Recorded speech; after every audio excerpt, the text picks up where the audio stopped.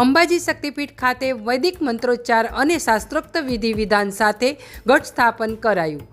વહીવટદાર શ્રી કૌશિક મોદીના હસ્તે ગઢ સ્થાપન વિધિ અને આરતી પૂજા કરાઈ।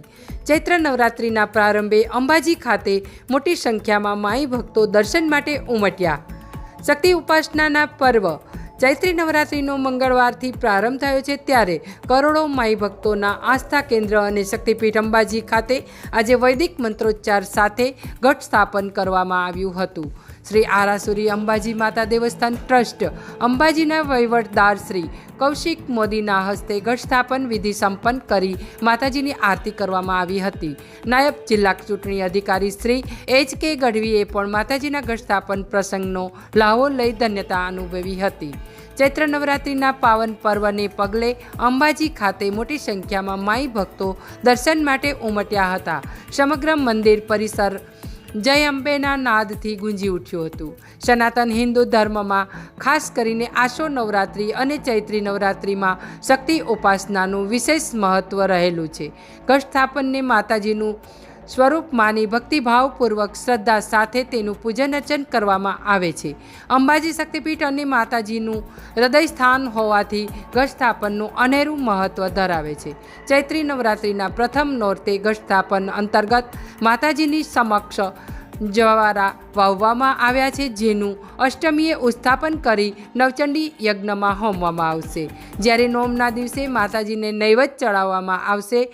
8 દિવસના જવારાનો ગ્રોથ જોતા વર્ષફળ પણ નક્કી કરવામાં આવશે। મંદિરના પૂજારી ભટ્ટજી મહારાજ ભરતભાઈ પાધ્યાએ વસંત ઋતુમાં આવતી નવરાત્રિને વાસંતિક નવરાત્રિ અને આસોમાં આવતી નવરાત્રિને શરદીય નવરાત્રિ તરીકે ઓળખવામાં આવે છે, એમ જણાવી ઘટ સ્થાપનનું મહત્ત્વ જણાવ્યું હતું। ભટ્ટજી મહારાજે વિશ્વ કલ્યાણની પ્રાર્થના સાથે મા અંબાના આશીર્વાદ સૌ માઈ ભક્તોને ફળે એવી શુભેચ્છાઓ પાઠવી હતી। Bureau report, street news, Banaskantha.